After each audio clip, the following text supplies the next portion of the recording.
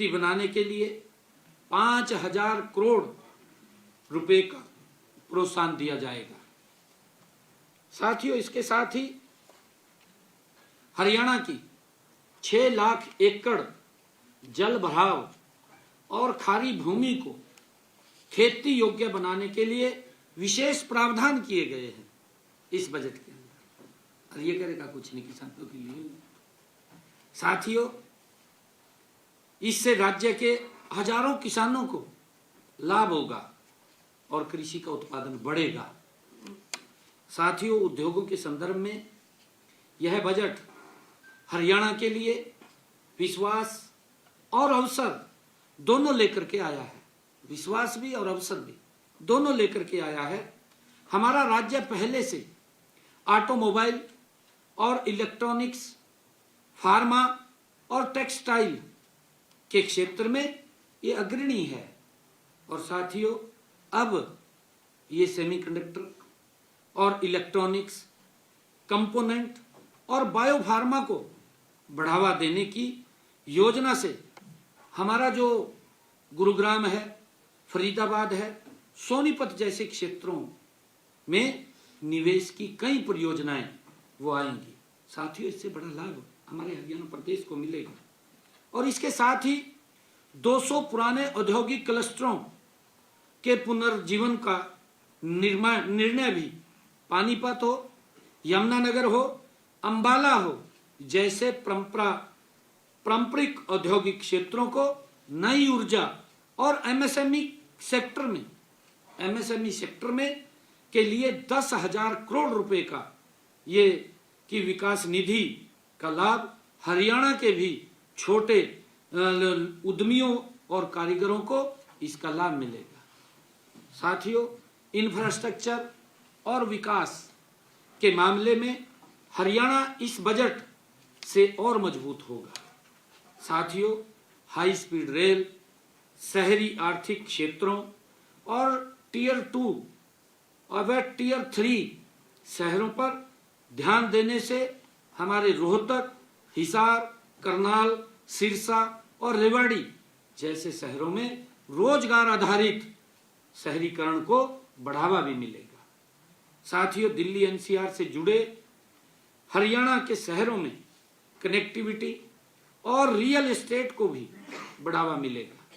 साथियों, औद्योगिक व लॉजिस्टिक हब के रूप में राज्य की भूमिका और अधिक मजबूत होगी।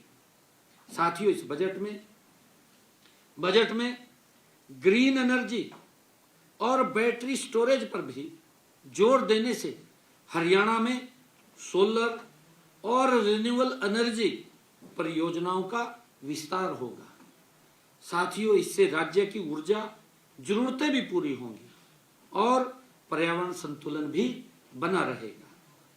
साथियों, मैं बताना चाहता हूं कि इस बजट में आम नागरिक के लिए यह बजट एक राहत का बजट है आम नागरिक के लिए, और इसका लाभ हरियाणा के मध्यम वर्ग और गरीब परिवारों को सीधा इस बजट का लाभ मिलेगा। साथियों, टैक्स प्रक्रियाओं में सरलता, कैंसर जैसी गंभीर बीमारियों की दवाओं पर शुल्क में छूट और शिक्षा व इलाज पर खर्च कम होने से परिवारों की जेब पर जो बोझ पड़ता था, जो एक बीमारी के कारण गरीबी रेखा के नीचे चला जाता था, अब वो बोझ घटेगा। ये आदरणीय प्रधानमंत्री जी की दो दूरगामी सोच है। इस बजट के अंदर ये प्रावधान किया गया है। इसका लाभ आम व्यक्ति और गरीब व्यक्ति को इसका बड़ा लाभ मिलेगा। साथियों, डिजिटल गवर्नेंस के माध्यम से सेवाओं की डिलीवरी तेज होगी, जिससे हरियाणा में पारदर्शिता और सुशासन को और मजबूती मिलेगी। साथियों, कर प्रणाली को सरल, पारदर्शी और भरोसेमंद बनाने के लिए टीडीएस, टीसीएस में राहत, रिटर्न दाखिल करने में समय सीमा में लचीलापन आपके सामने इस बजट में प्रावधान किया गया है, और अनुपालन अपराधों के आधुनिक अपराधीकरण को अपराधों के अपराधीकरण को हटाया गया है। और साथियों, कस्टम की डिजिटल सिंगल विंडो से आयात निर्यात प्रक्रियाएं तेज होंगी। व्यापार करने की लागत भी घटेगी।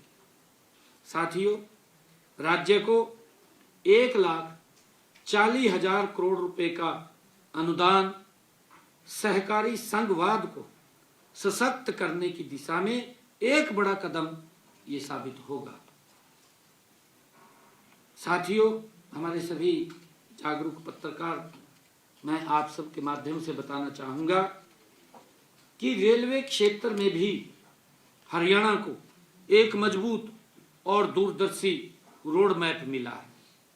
साथियों, हरियाणा को 3,566 करोड़ रुपए आवंटित किए गए हैं।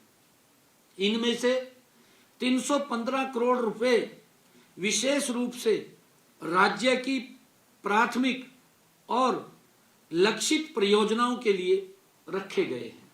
साथियों, हरियाणा में 34 रेलवे स्टेशनों को अमृत भारत योजना के अंतर्गत आधुनिक बनाया जा रहा है।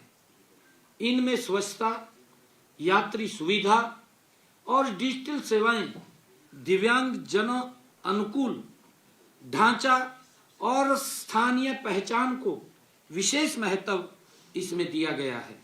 साथियों, यह रेलवे पहल हरियाणा की अर्थव्यवस्था को नई ऊंचाई पर ले जाने वाली ये डेडिकेटेड फ्रंट कॉरिडोर से जुड़ी कनेक्टिविटी और लॉजिस्टिक इंफ्रास्ट्रक्चर के विस्तार से राज्य की माल परिवहन क्षमता में लगभग 11 गुना तक वृद्धि होगी। साथियों, इससे हमारे उद्योगों को तेज और किफायती परिवहन सुविधा मिलेगी। साथियों, किसानों को अपने उत्पाद बाजार तक पहुंचाने में सहूलियत होगी और युवाओं के लिए बड़े पैमाने पर रोजगार के नए अवसर पैदा होंगे। साथियों, कुल मिलाकर यह रेलवे उस हरियाणा को एक मजबूत औद्योगिक और लॉजिस्टिक हब के रूप में स्थापित करेगा और विकसित हरियाणा, विकसित भारत की दिशा में हमारी प्रतिबद्धता को और सशक्त बनाएगा। साथियों, महान संस्कृति विरासत और पुरातात्विक महत्व के 15 स्थलों को भी वैश्विक पहचान मिलेगी।